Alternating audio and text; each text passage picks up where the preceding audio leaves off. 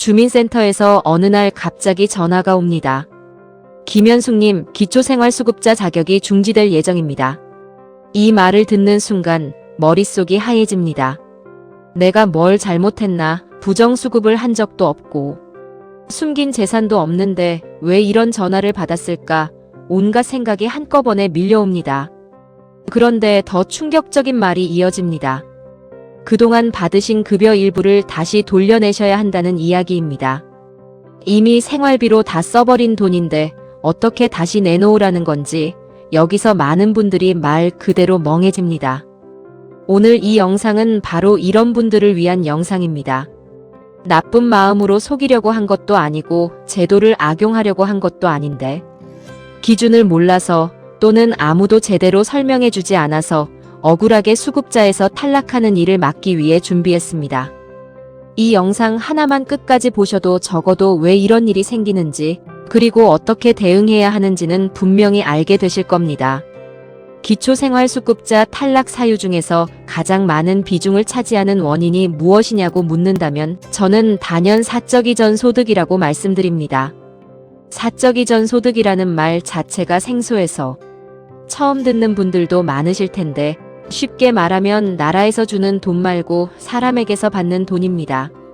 자녀가 보내주는 생활비, 형제나 친척이 도와주는 돈, 지인이 정기적으로 보태주는 돈, 이런 것들이 전부 여기에 해당됩니다.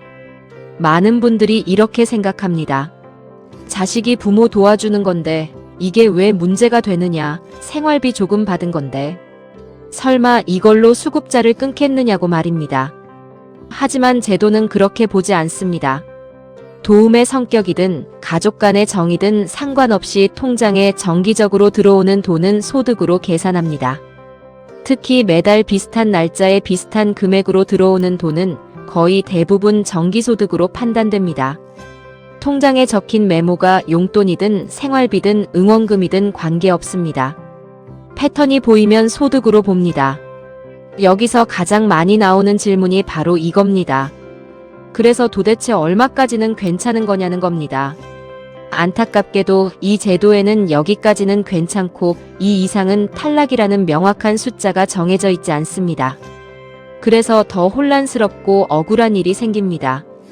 다만 현장에서 실제로 많이 적용되는 기준을 말씀드리면 매달 일정하게 들어오는 돈은 금액이 크지 않아도 문제가 될 수 있습니다. 특히 생계급여를 받고 계신 분들은 기준선 자체가 굉장히 낮기 때문에 자녀에게서 매달 20만원, 30만원만 받아도 소득 인정액이 초과되는 경우가 적지 않습니다. 명절에 한 번 받은 돈은 괜찮은지 묻는 분들도 많습니다.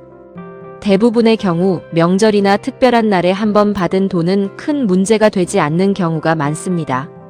하지만 명절마다 생일마다 필요할 때마다 반복적으로 받게 되면 나중에는 정기적인 지원으로 판단될 수 있습니다.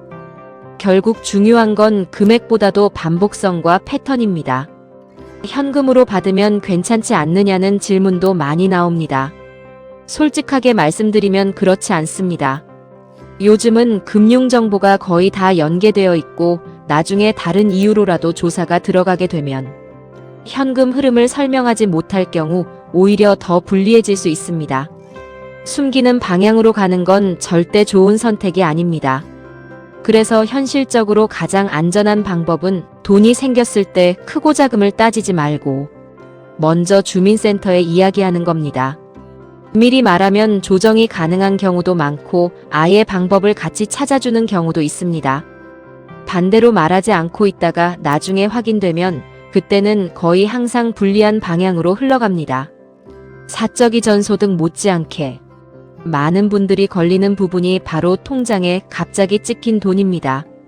적금 만기, 보험 해약금, 일시적인 도움금, 이런 것들이 한 번에 통장에 들어오면 소득이자 재산으로 동시에 계산되는 경우가 많습니다. 잠깐 들어왔다가 바로 빠져나갔다고 해도 그 시점에 통장에 있었다는 사실 자체가 문제가 될 수 있습니다. 이 역시 신고를 하지 않으면 나중에 소득 누락으로 처리되어 환수까지 이어질 수 있습니다. 전세 보증금도 많은 분들이 놓치는 부분입니다. 실제로 손에 쥔 돈은 하나도 늘지 않았는데 계약서상 보증금이 올랐다는 이유만으로 재산이 증가한 것으로 계산되는 경우가 있습니다. 이 또한 미리 신고했으면 조정이 가능했을 상황인데 말하지 않았다는 이유로 불이익을 받는 사례가 적지 않습니다. 기초연금을 받기 시작한 분들도 마찬가지입니다. 국가에서 주는 연금이니 괜찮을 거라고 생각하지만 기초연금 역시 소득 인정액에 포함됩니다. 기존의 기준선 근처에 계셨던 분들은 연금이 시작되면서 바로 초과가 되는 경우도 있습니다. 이 역시 미리 알렸다면 대비할 수 있었던 상황입니다. 조건부 수급자분들은 또 다른 주의가 필요합니다. 자활 프로그램이나 교육, 취업 연계에 참여해야 하는 조건이 붙어 있는 경우에는 소득보다도 참여 여부가 훨씬 중요합니다. 몸이 아파서 사정이 있어서 빠지게 되더라도 사전에 연락하지 않으면 조건 불이행으로 바로 중지 처리되는 경우도 있습니다. 그렇다면 이제 환수 통보를 받았을 때 어떻게 해야 하는지도 꼭 말씀드려야겠습니다.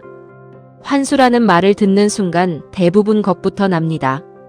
이미 다 써버린 돈인데 어떻게 다시 내놓으라는 건지 막막해지는 게 당연합니다. 하지만 환수 통보를 받았다고 해서 모든 게 끝난 건 아닙니다. 가장 먼저 하셔야 할 일은 환수 사유를 정확히 확인하는 겁니다. 언제 어떤 돈이 문제가 되었는지, 얼마를 기준으로 계산했는지 서류로 확인하셔야 합니다. 막연하게 사적 이전 소득 때문이라는 말만 듣고 포기하면 안 됩니다. 그 다음으로는 소명입니다. 고의로 숨긴 것이 아니고 실제 생활비나 병원비, 월세 등으로 사용했다는 점을 설명하는 절차입니다. 상황에 따라서는 환수 금액이 조정되거나 분할 납부가 가능한 경우도 있습니다. 형편이 어려우면 한 번에 다 내지 않고 나눠서 내는 방법도 요청할 수 있습니다. 이런 건 말하지 않으면 자동으로 진행되지 않습니다. 직접 요청하셔야 합니다. 환수 통보를 받았다고 해서 다시는 수급자가 될 수 없는 것도 아닙니다. 상황이 정리되고 소득 구조가 기준에 맞아지면 재신청이 가능한 경우도 많습니다. 이 사실을 몰라서 아예 포기해버리는 분들이 정말 많습니다. 이 제도는 솔직히 말해서 친절한 제도는 아닙니다. 알아서 챙겨주지도 않고 하나하나 설명해주지도 않습니다. 하지만 알고 움직이면 지킬 수 있는 제도이기도 합니다. 도움을 받으면 안 되는 제도가 아니라 도움이 필요한 분들이 버틸 수 있도록 만든 제도입니다. 사적 이전 소득이든 일시적으로 생긴 돈이든 기준을 넘길 것 같으면 혼자 판단하지 마시고 먼저 주민센터에 문의하시기 바랍니다. 늦게 알리는 것보다 미리 알리는 게 훨씬 안전합니다. 이 영상을 통해 단 한 분이라도 나도 혹시 해당되는 건 아닐까 생각하시고 전화 한 통이라도 더 하게 되셨다면 이 영상의 역할은 충분했다고 생각합니다. 몰라서 당하지 마시고 억울하게 탈락하지 않으셨으면 좋겠습니다. 다음에도 도움이 되는 노후지혜로 찾아오겠습니다. 감사합니다.